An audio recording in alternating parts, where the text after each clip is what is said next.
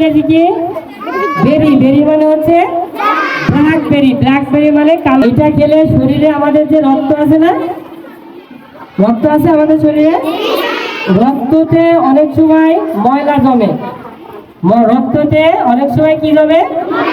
ময়লা জমে। তোমরা পানির লাইন দেখেছো না? পানির লাইনে পানির ট্যাপে ময়লা ধরে না, পানি তখন কি হয়? আস্তে বের হয় না? তো মানুষের শরীরেও এরকম রক্তের মধ্যে ময়লা তৈরি হয়, বুঝতে পারছো? তখন মানুষ অনেক অসুস্থ হয়ে যায়। তো এই জাম এমন একটি ফল আল্লাহ তাআলা আমাদের দিয়েছেন, গিফট করেছেন, উপহার দিয়েছেন।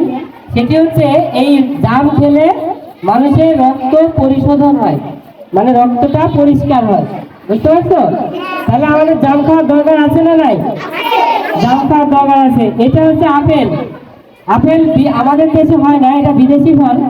কিন্তু আপেল খেলে বলা হয় যে, জানো সবাই ফলের রাজা কে বলো তো? তোমার তো অনেক ভালো দেখছি, সব সুন্দরভাবে বলতেছো। তাহলে ফলের রাজা হচ্ছে আম। আম খেলে আমাদের শরীরে কি হয়? মিনারেল এবং ভিটামিনের অভাব দূর হয়, বুঝতে পারছো সবাই? প্রতিদিন আম খাবে। আর আম খাবে হচ্ছে তোমরা সুন্দর করে পরিবারের সবাইকে নিয়ে আম খাবে। এত সুন্দর একটা উদ্যোগ গ্রহণ করার জন্য। আসলে ফল খাওয়া আমাদের জন্য খুবই উপকার। বাচ্চারা ফল খেতে চায় না, এই উদ্যোগটা নেওয়ার ফলে ওদের ফল খাওয়ার প্রতি উৎসাহ আরো বেড়ে যায় আমার মনে হয়। আমি আর বেশি কথা বলবো না, এই বলে আমি আমার কথা শেষ করলাম। ধন্যবাদ। বাচ্চারা সবাই ফল খেতে পছন্দ করে, কেউ কেউ করেও না। তো যাই হোক, স্যার ম্যাডামকে অনেক অনেক ধন্যবাদ এই করার জন্য। এটুকুই শেষ করছি।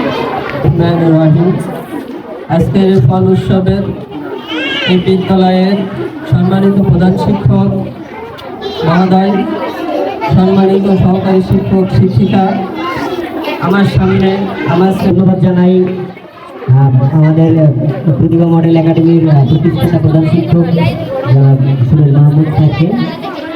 আসলে আমার নাম প্রভা। এই ফল উৎসব অনেক ভালো।